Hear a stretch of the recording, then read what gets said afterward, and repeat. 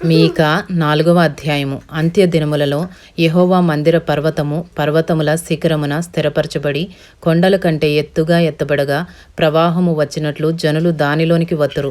కాబట్టి ఆ కాలమున అన్యజనులు అనేకులు వచ్చి సియోనులో నుండి ధర్మశాస్త్రమును, యెరూషలేములో నుండి యెహోవా వాక్కును బయలువెళ్ళును. యాకోబు దేవుని మందిరమునకు, యెహోవా పర్వతమునకు మనము వెళుదుము రండి. ఆయన తన మార్గముల విషయమై మనకు బోధించును. మనము ఆయన త్రోవలలో నడుచుకుందము అని చెప్పుకొందురు. ఆయన మధ్యవర్తి అయి అనేక జనములకు న్యాయము తీర్చును.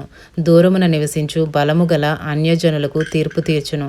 వారు తమ ఖడ్గములను నాగటి నక్కులుగాను, తమ ఈటెలను మచ్చు కత్తులుగాను సాగగొట్టుదురు. జనము మీదికి జనము ఖడ్గము ఎత్తకయుండును. యుద్ధము చేయ నేర్చుకునుట జనులు ఇక మానివేతురు. ఎవరి భయము లేకుండా ప్రతి వాడును తన ద్రాక్ష చెట్టు క్రిందను, తన అంజూరపు చెట్టు క్రిందను కూర్చుండును. సైన్యములకు అధిపతియగు యెహోవా మాట ఇచ్చినాడు. సకల జనములు తమ తమ దేవతల నామము స్మరించుచు నడుచుకొందురు. మనమైతే మన దేవుడైన యెహోవా నామము ఎల్లప్పుడూ స్మరించుకుందుము. ఆ దినమున నేను కుంటి వారిని పోగు చేయుదును, అవతలకు వెళ్ళగొట్టబడిన వారిని, బాధింపబడిన వారిని సమకూర్చుదును. ఇదే యెహోవా వాక్కు. కుంటి వారిని శేషముగాను, దూరమునకు వెళ్ళగొట్టబడిన వారిని బలమైన జనముగాను నేను చేతును. యెహోవా సియోను కొండయందు ఇప్పటి నుండి శాశ్వత కాలం వరకు వారికి రాజుగా ఉండును. మందల గోపురమా, సియోను కుమార్తె పర్వతమా, మునుపటి లాగున యెరూషలేము కుమార్తె మీద నీకు ప్రభుత్వము కలుగును. నీవెందుకు కేకలు వేయుచున్నావు?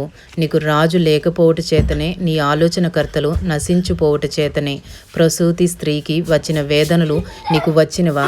సియోను కుమారి, ప్రసూతి స్త్రీ వలెనే నీవు వేదనపడి ప్రసవించుము.